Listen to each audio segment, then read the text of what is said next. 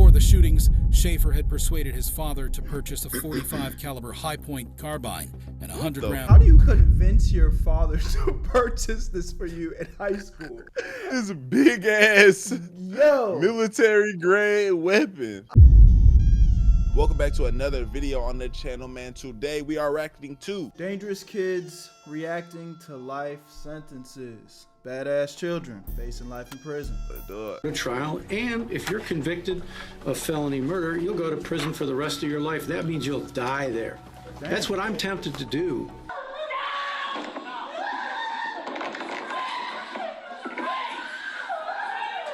At 16, you knew not to keep pounding your fist on that pillow with that little baby's head there. Oh my that God. Little boy had to be terrified.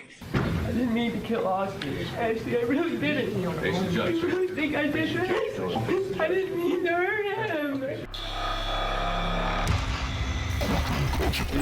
it's one of them. A 14-year-old Philip Chism. He is pure evil, and evil can never be rehabilitated. You must imprison this killer for the rest of his life. A 9th grader who's in court for murdering his 24-year-old school math teacher, Colleen Ritzer, on October 22nd, 2013. Colleen was known for her dedication to her students, and on that fateful day, she had asked Chism to stay after school for additional lessons. Little did she know that her kindness would lead to a horrific end. Chism came prepared with a knife, a change of clothes, and gloves. He followed her into a restroom where he took her life. Yo, what the hell? His brutality didn't stop there. He robbed, assaulted, and abused her. Afterward, he disposed of her lifeless body by placing it in a garbage bin and dragging it behind the school. In 9th grade? Oh, yeah. There's one of them niggas that was like, there's no rehabilitation. Let's go ahead and pack this nigga up and he's over with. Let's just do it like that. We ain't doing it no other way. He don't deserve nothing. He knew what he was doing. He's crazy. Yeah, he's out of there. Yeah. Cool. In a futile attempt to cover up his crimes, Chism went into town and used Ritzard's credit card to buy a movie ticket. However, he was traced down and arrested by the police the next morning. He still had This nigga looks like a regular ass kid. And he's stupid. Colleen's blood on his hands. While the magnitude of Chism's crimes is daunting, his courtroom behavior will leave you in disbelief. Philip Chism faced multiple charges, including murder, aggravated rape, and armed robbery. Throughout the court proceedings, Chism displayed a shocking lack of... He said he had assaulted her. I didn't know it was sexually assault. Damn, dude. Remorse, even as the victim's father read his statement. Killer knew exactly what he was doing and has never shown remorse. His demeanor and actions demonstrated a complete disregard for the gravity of his crimes and the immeasurable pain he had inflicted on Colleen Ritzer's family, even in the face of a touching tribute by Colleen's brother. Put this animal behind bars for the maximum possible sentence. Do not give this coward the opportunity to shatter another family's lives. Chism remained cold and unrepentant. His attorneys claimed that he was mentally unstable. That didn't work. In February 2016, the court will impose the mandatory life sentence for the murder of Colleen Ritzer and set a parole eligibility date of 25 years, the highest level our law allows. However, while Chism's reaction could certainly be dismissed as an effect of a mental illness, that nigga ain't even bat an eye at that shit. Nah, something's off with him. He needs to be locked up. He needed to be locked up. He does not. He gave zero fucks. Cold. Like, I didn't see his face change even during during the act where he walking up and down the hallway. Bro, he walking through them halls like calm as hell. Yep, just a regular day, average life, nothing new here. Crazy. Okay. The same can't be said for the case of 19-year-old Brandon Spencer, who allegedly started shooting at a crowded Halloween party on the campus of the University of Southern California. I done fell down to my knees. You know what? Angeles. I can already tell with this nigga, bro. He was one of them niggas like, you remember when you go to those parties and they'll get shot up, right? But them niggas didn't want to hit nobody. They didn't want to kill nobody, right? They just wanted to flex like they was that nigga or they was whooping. Like, I'm hard. You know what I'm saying? This is on the third. Man, fuck that. I'm about to. And they start shooting. He fucked around. Them weird ass niggas. One of them accidentally fucked around and hit a nigga. and now he paying for the repercussions of that shit because he didn't even really want to hurt nobody. He didn't even want that type of pressure. Yeah, Sorry for having you on it, but can't do life in prison. 4 individuals were injured in the shooting, but fortunately, there were no fatalities. I can't. That if you are so intent on killing someone that you're willing to shoot them and at the same time open fire into a crowd. Following the shooting, Spencer was detained by the Los Angeles Police Department for questioning. A couple of days later, he was charged with 4 counts of attempted murder. Damn. The prosecution argued during the trial that the shooting was the result of an ongoing feud between Spencer and a rival gang member, noting that Spencer himself was a documented and well-known gang member. I'm not a bad person, but I made mistakes. But I'm not just some gangbanger that she tried to portray me as. Despite the horrifying nature of Spencer's offenses, his actions during the trial managed to shock everyone present. Throughout the trial, Spencer maintained his innocence, but the jury disagreed. Spencer also pleaded his case. The judge sentenced Brandon Spencer to 40 years to life in prison for the 4 counts of attempted murder. When Spencer heard his sentence, 40 this ball. was his reaction. Yeah. However, while Spencer's behavior raised eyebrows, it's nothing compared to the explosive actions of 15-year-old Konrad Schafer during their trial. This was a 15-year-old who was out semi-automatic rifle shooting up. Schafer shocked Osceola County when he... Oh yeah, he did it. Whatever the fuck they saying he did. He guilty. He and his friends began randomly shooting at residents, resulting in the tragic death of 17-year-old David Guerrero, who was on his way to work. Before the shootings, Schafer had persuaded his father to purchase a .45 caliber high-point carbine and 100 rounds. How do you convince your father to purchase this for you in high school? This big ass military grade weapon. I ain't gonna lie. Crazy. Knowing that information, the dad need to be held responsible too, bro. Yeah, he need to do a couple months, maybe a few years. Like what? My son comes up to me and says, "Dad, can you get me an AK-47?" Like what? What are we talking about here? What are you doing? What are you doing?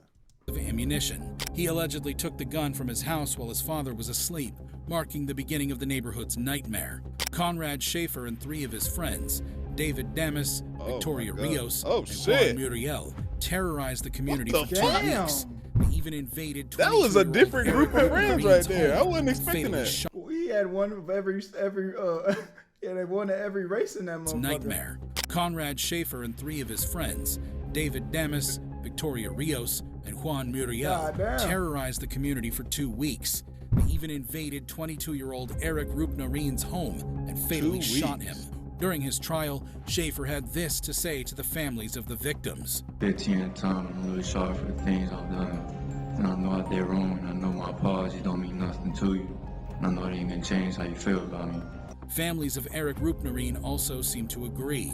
Eric was my grandson. He was my helper to me and my wife. At this time, my family and I had no intention to forgive the guilty because of such a heinous and brutal crime that was done to my grandson, Eric Rupnarin. Schafer eventually pleaded guilty to 2 counts of first-degree murder, with over 22 incidents of gunfire damaging homes and vehicles. Why? What, like, just... When people do stuff like this, it's like... You know, the first guy, he was just a maniac. It seemed like he was just a cold stone killer, no feelings. But when somebody like this does it, and they're like, it's just like, what was going through your head? Let's just go shoot up homes for 2 weeks straight. Yeah, and then want to apologize about this shit? Like, I'm sorry, I was just 15. Like, what? I was 15. He was sentenced to 2 consecutive life sentences, with the judge stating that if Schafer had been just 3 years older, he would have received the death penalty. However, Konrad Schafer isn't alone in their courtroom actions. Gave that nigga 2 life sentences. Let's not forget the infamous incident involving 15-year-old Martice Fuller, who's facing charges including murder in Kenosha County, Wisconsin. I stopped in my doorway, and I looked at him, and I said, "Oh my God, Martice." I said, "Please, you don't have to do this." And he looked at me and he said, "Yes, I do." Fuller broke into his ex-girlfriend's house with a handgun. He fatally shot his ex-girlfriend in her bedroom while she was listening to music. Oh my Her God. mother, who rushed to the scene upon hearing the gunshots, confronted the assailant and was shot twice, but survived. During the trial, he showed little emotion. Fuller pleaded not guilty, but the jury ultimately found him guilty on 3 counts. We, the jury, find the defendant guilty of first-degree intentional homicide. At his sentencing, Fuller, perhaps for the first time in the courtroom, displayed some emotion. However, he continued to assert his innocence and delivered a statement through his attorney, expressing his apologies to the family. Mr. Fuller's prepared a statement that he asked that I read on his behalf. Martice writes, "Wholeheartedly, I wanted to write this giving my sincerest apologies to this family I once shared time and love with. Shut the fuck up. Truthfully, I am sorry about the pain you've all suffered through this, but more importantly, the loss of my ex-girlfriend Kaylee that I loved too. So I am sorry. Despite the hatred that is against me, I still am sorry. But I have to continue to stand innocent because I am. And I know that I've barely showed emotion throughout my time, but in all honesty, it is because it's hard to have tears left to cry knowing my mom lost a son, one of her children too. But I am sorry, and I hope you all can eventually see in your hearts and vision that I am not the person the media has made me out to be." Nigga, we watched you shoot. Right. Like, and then you shot the mom.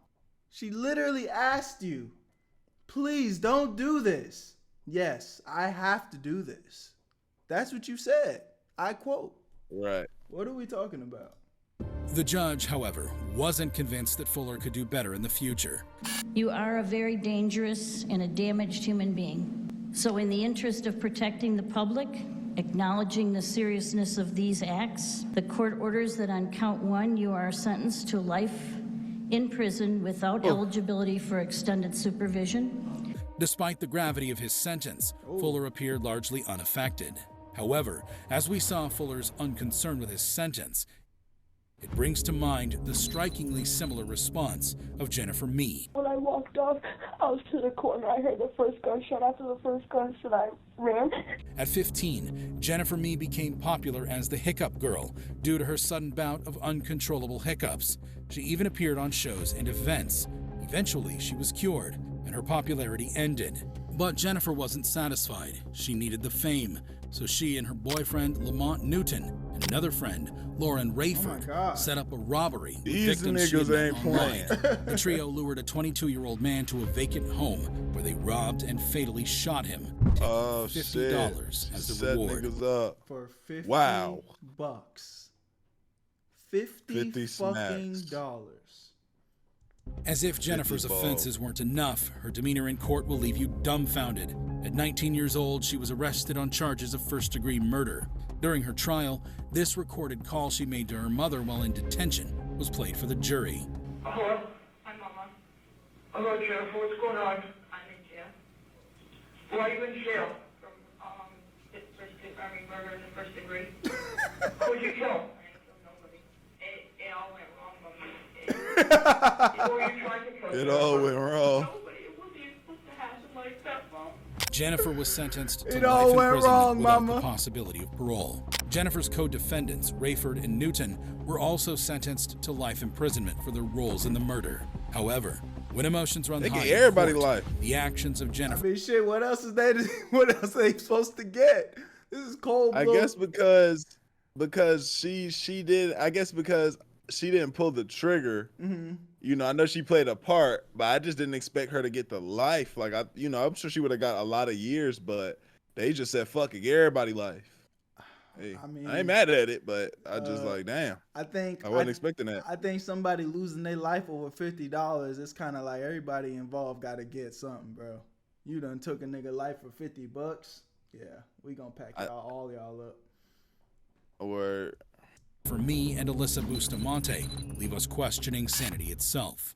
Was her throat cut? And Alyssa said yes. And that's when the grandmother broke down and began crying. Alyssa Bustamante was a troubled 15-year-old girl who lived with her grandparents and siblings in St. Martins, Missouri. On October 21, 2009, Bustamante lured her 9-year-old neighbor, Elizabeth Olton, into the woods behind her house.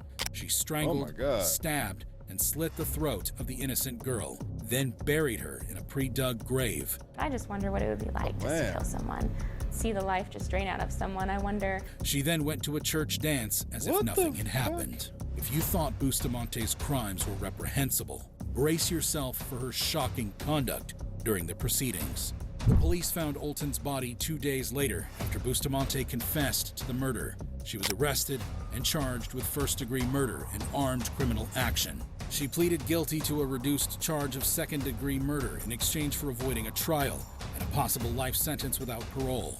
At her sentencing hearing, Bustamante apologized to Olson's family and said she regretted her actions. However, the judge was not moved by her remorse and sentenced her to life in prison with the possibility of parole after 35 years. She will be eligible for release in 2054 when she will be 60 years old. Oh no, she need to stay packed up, bro. Nah, yeah, bro. She need to, like, that's death penalty type shit right there, bro. Yeah, bro. And just look at her right here, bro. This is an evil person right here, man. Yeah.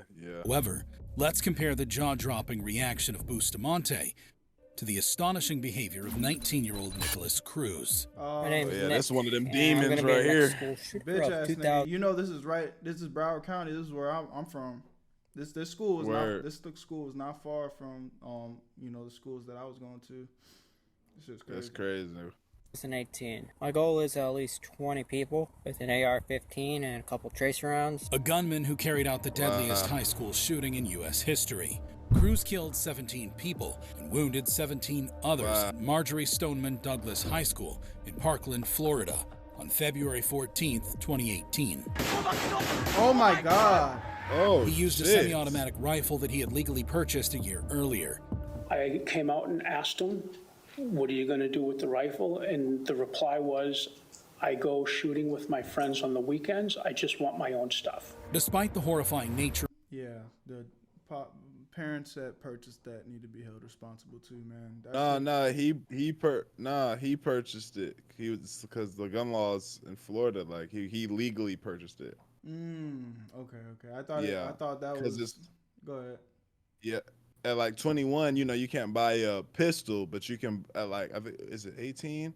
You can buy some like big shit. You know what I'm saying? You can buy some wild shit like a rifle. So I'm sure he's probably 18. He went in there and he just bought his shit. You feel me? And shit's crazy, bro. Of Cruz's offenses, his actions during sentencing managed to shock everyone present. Cruz was arrested and charged with 17 counts of premeditated first-degree murder and 17 counts of attempted first-degree murder. He pleaded guilty to all the charges, admitting his responsibility for the massacre. What's going on today, bro? The demons, man.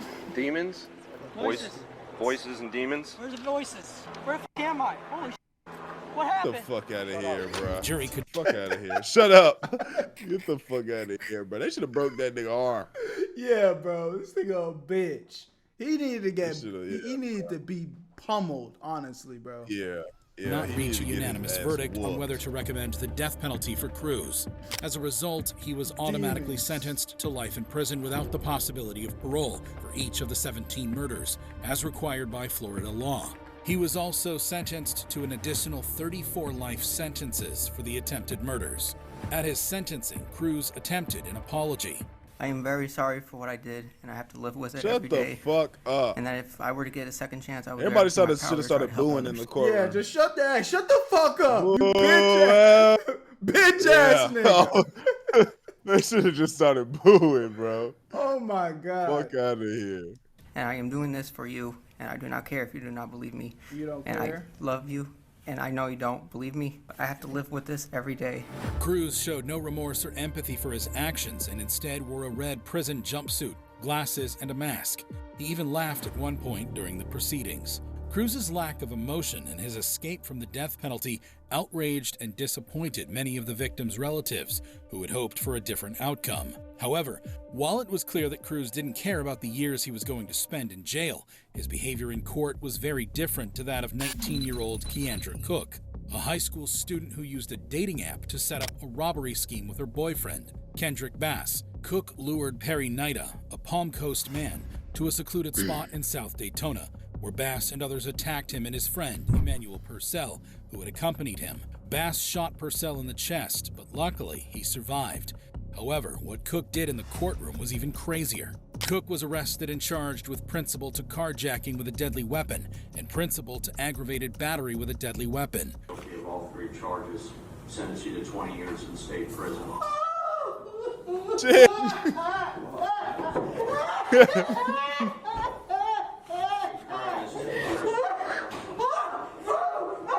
Cook was later allowed to withdraw her plea and cooperate with the state to testify against Bass, who was also charged with attempted murder. She entered a new plea deal and received a reduced sentence of 11 years in prison and 20 years of probation. I think you got good in you, and I think you got potential. Don't lose sight of that. She apologized to the victims and their families. I just want to say that I'm sorry.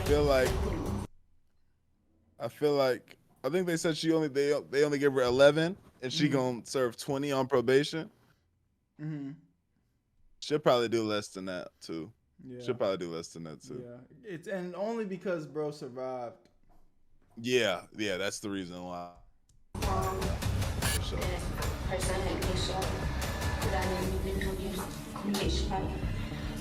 My boyfriend and his friends kid threatened me to do this. However, this wasn't the only time a convict freaked out during their sentencing. Take, for example, the case of 18-year-old Danta Wright, a teenager who was involved in the murder of Jordan Klee, a high school student and athlete in Ann Arbor, Michigan. Wright and 2 other youths planned to rob Klee of his drugs, clothes, and shoes, but Klee fought back. Wright then shot him in the back of the head, killing him instantly. Just when you thought Wright couldn't see. Look at this bitch ass nigga. Oh, I can't wait till he get his sentence. He thinks shit's sweet. Any lower, his behavior in the courtroom will leave you stunned. Wright was arrested and charged with felony murder, armed robbery, conspiracy to commit armed robbery, and felony firearm possession. The family of the victim read a very emotional victim impact statement. But this is how serious Wright felt about their pain. Sincerely hope that whatever it was you wanted so badly. This nigga think he got a good ass lawyer or something. Why the fuck he thinking shit sweet like this? Or he must think he can break out of prison easy or something. Oh, okay. That you felt the need to murder my son was worth the next at least 52 years of your continued existence. You won't get the luxury of raising your child because you took mine away. When he was called to address the court, Wright shocked everyone. I'm gonna tell y'all, I'll be home soon, or I'll be Keon. I love my family. Wow. That's insane. You're gonna be home soon. Okay. That's insane. Okay. That's all you got to say. Wright showed no remorse or empathy for his That's all actions. you got to say. His attitude in Right. court shocked and angered the judge and the victim's family. The judge reserved some Throwing choice the words book for at him. your ass. I'm very tempted to just say I'm not going to accept this sentence agreement. We'll go to trial, and if you're convicted of felony murder, you'll go to... Whoa. Why do you... Right. Shit got real for a second. Like, for the rest of your nigga, life. That what? means you'll die there. That's what I'm tempted to do. Wright was eventually sentenced to 25 to 52 years in prison for his role in the murder. He told me to hit her. I didn't want to, but I didn't want him hitting me, so I hit her. It's nothing compared to the explosive actions of 13-year-old Antonio Barbeau and 14-year-old Nathan Paape during their trial. She said that she's gonna have to call Antonio's mom, and Antonio kept looking at me, and then he hit her in the head. In September 2012, Antonio and they Nathan telling on each conspired other? to and brutally murdered Antonio's great-grandmother, 76-year-old Barbara Olson. The kids bludgeoned her to death using a hammer and a hatchet, then stole her purse. What's even more chilling is that after committing this heinous crime, they used part of the stolen money to buy marijuana and pizza. Wow. What the Marijuana fuck? and fucking pizza. What is wrong with you idiots? What the idiots? fuck? What are we doing? We're gonna try to That's scare her insane. to get money and then use force if needed. When you say Scare use your force if grandma needed, was for there a money. discussion about Just ask. I don't think Nigga tried to scare his grandmother for money. Grandma would have gave you the money, bruh, for the marijuana and the pizza. God damn. What type of force you might use? An attack, I guess to kill. During the legal proceedings, Antonio Barbeau changed his plea from not guilty by reason of mental illness or defect to no contest, reaching an agreement with the prosecution. However, he was very remorseful. I know I don't show my emotions much, and I myself am not sure why. But that doesn't mean I don't. Nathan Paape also had some things to let off his chest. I just want to say that I'm truly sorry for everything that happened. However, despite his plea and expressions of remorse, he and Nathan were sentenced to life imprisonment. They were both remorseful as they left the court. However, just when you thought you'd seen it all, another convict surpasses Antonio and Nathan's wild courtroom display. As I approached, I got closer. I saw her really sniffing at a particular area. So I pulled her back, and when I looked, kind of second-guessed myself. I thought I saw a dead body, but I wasn't too sure because, it was missing some limbs. What? Enter 18-year-old Matthew Borges, who was facing a murder charge for the beheading of 16-year-old Lee Valoria Paulino in December 2016. Borges and Paulino were students at Lawrence High School and had These guys are so young. What the fuck are they? Bro, it's crazy, bro. They be heading shit. Like, it's crazy. Reportedly smoked marijuana together in November 2016, which was the last time Paulino was seen alive. Paulino's body was discovered by a dog walker near the Merrimack River 2 weeks after he went missing. The details of the scene were chilling. Listen as the dog walker explained what he saw. As I approached, I got closer. I saw her really sniffing at a particular area. So I pulled her back, and when I looked, kind of second-guessed myself. I thought I saw a dead body, but I wasn't too sure because, it was missing some limbs. At first, Borges was not considered a suspect, but the tide of evidence began pointing unmistakably in his direction. During the trial, the prosecutor, Jay Gabito, argued that there was an overwhelming amount of evidence incriminating Borges. The allegations against Borges were disturbing. It was suggested that he had stabbed Paulino multiple times before decapitating him. When the verdict was delivered, Borges displayed an eerie... What is the lore behind this? Like, I don't why? know, man. Why? I don't know. Lack of emotion. I don't know. That the defendant, Matthew Borges, is guilty on the charge of first-degree murder. Eventually, he was found guilty of first-degree murder and sentenced to life imprisonment, with the possibility of parole only after serving 30 years. However shocking Borges' reaction to... Why? Yeah. He doesn't Probably because he's just so young, and but even then... Look at his fucking face. What? This nigga is dead inside. These niggas be so straight-faced, bro. Hell no. They crazy, bro. They dead ass crazy. His sentence was. How does it compare to the reaction of 16-year-old Dylan Schumaker, who was in Buffalo, New York courthouse? I am a 16-year-old blonde. Probably all I have to do is cry in front of the jury, and they're going to feel sorry for me. Charges of second-degree murder. In March 2013, Schumaker was babysitting his 18-year-old girlfriend's child while she went to work. He was inside a Springville home shared with his parents. Tragically, that evening, Schumaker beat the 23-month-old Austin to death.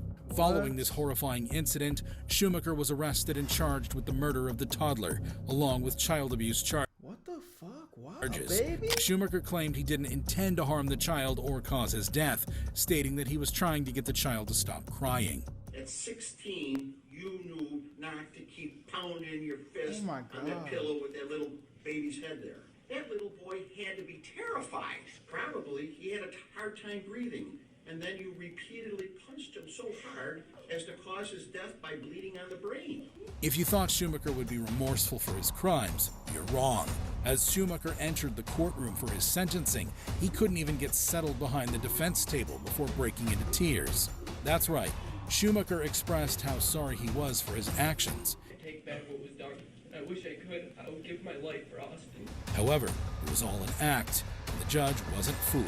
The judge pointed out a recorded phone call between Schumaker and his mother. The record will show that you admitted that on July 23rd, 2013, in a phone call to your mother from the holding center, you stated, and I got a quote from the court reporter, "I am a 16-year-old blonde.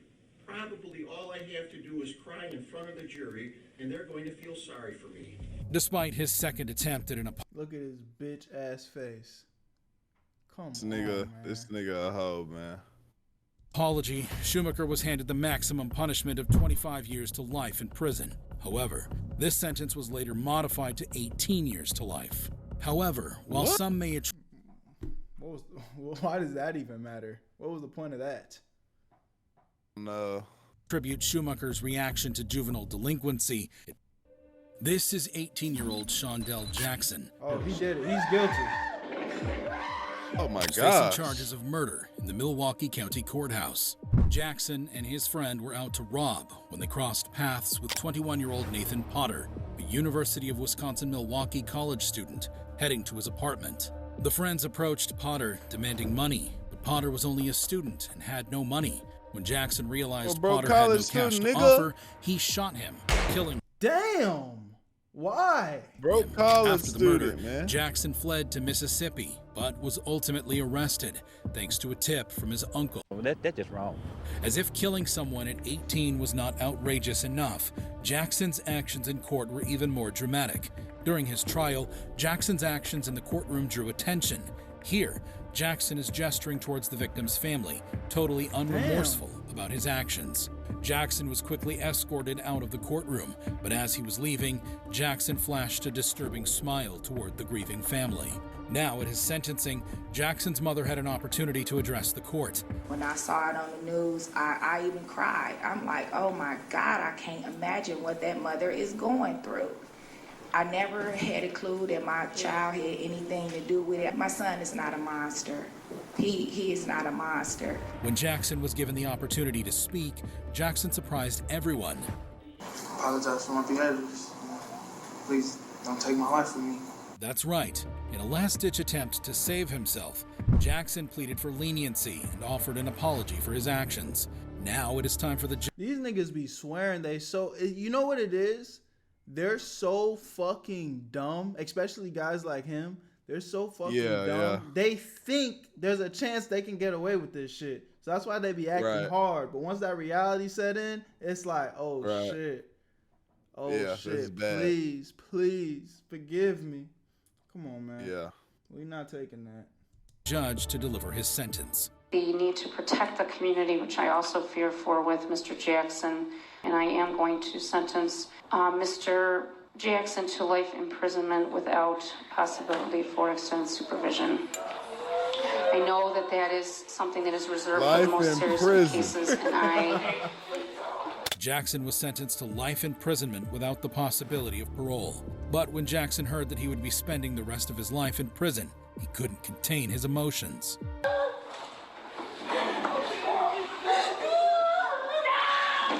Damn. He trying to fight. He gave. Deputies had to intervene, restraining Jackson. Fight all you want, nigga. It's over with. Right. It's over, man. You're done. You're packed. Life in prison. Jackson as his anger flared.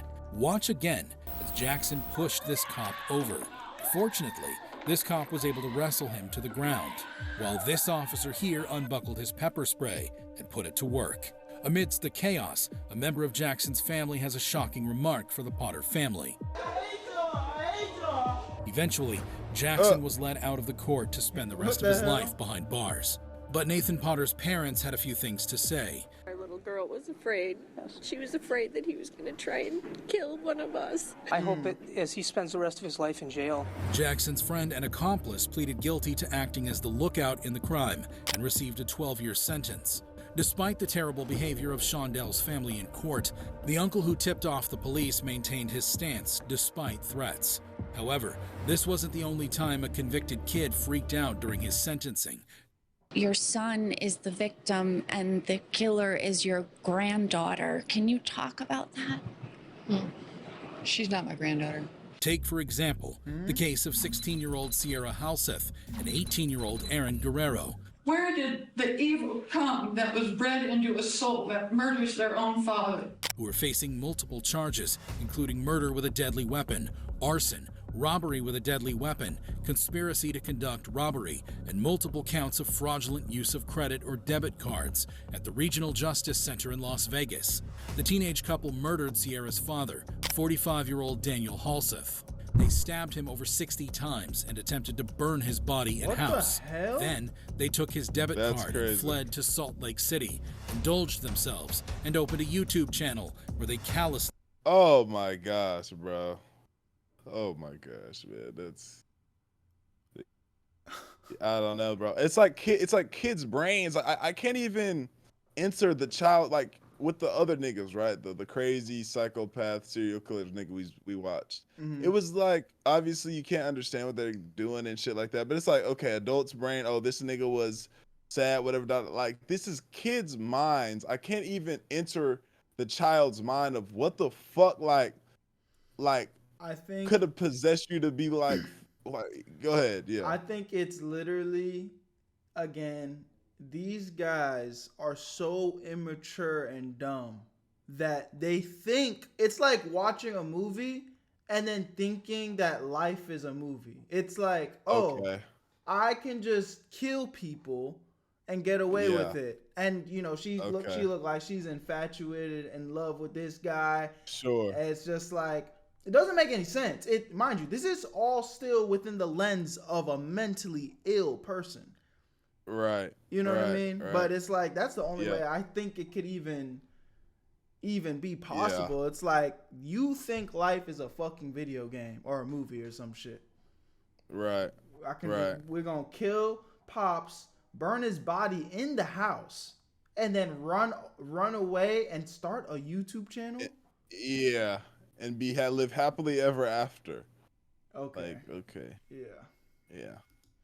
shared information like this. Day 3 after murdering somebody. Wow! What the fuck, bro? That's the intro clip right there. What the fuck? Hell nah, bruh. She's like, whoa. The teenagers dated in 2020, but their parents did not approve of the relationship, forcing them to end it.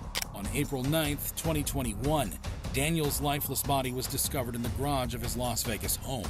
The teenagers were subsequently apprehended in Salt Lake City. Throughout the court proceedings, the behavior of Sierra was starkly different from that of Aaron. Aaron Guerrero seems to be emotionally breaking down. When he was allowed to speak, he had this to say. I ask for forgiveness as I get sentenced today, and I hope it brings you a little peace. Meanwhile, Sierra Halseth appeared disinterested, bored, and detached from the gravity of the situation. She claimed that her father had physically and sexually abused her. He locks me in place and starts pushing me and hitting me around. Eventually, they were both found guilty by District Judge Chiara Jones. 55 days credit for time served. That is a total aggregate sentence of life in the Nevada Department of Corrections with the possibility of parole up to 22 years of good service. And ordered to pay $5,000 in restitution. For Sierra's grandmother, a lot has changed. You're in a tough spot because your son is the victim and the killer is your granddaughter. Can you talk about that? If you thought these reactions were shocking, you'd be amazed at this video. The top 5 biggest judge explosions of all time. What the fuck is this thumbnail right These gotta be, that's gotta be AI, bro. This shit has to be AI. This has to be, yeah. I'd imagine this is AI. There's no. Oh, nah. Hell no. We would have heard about this. We would have heard about something. One of these. Hey, y'all let me know. Is this the next reaction? What the fuck are we doing? Oh my gosh. Crazy, man. Crazy, bro. Stay in school. Let's not, young guys out there, let's just not, do evil things, man. What a message. Let's not do evil things, man. Hey. Because you will spend the rest of your life in prison. In the video. The video. Where you at, Berto? Damn, Dior, this shit crazy. Astronomical.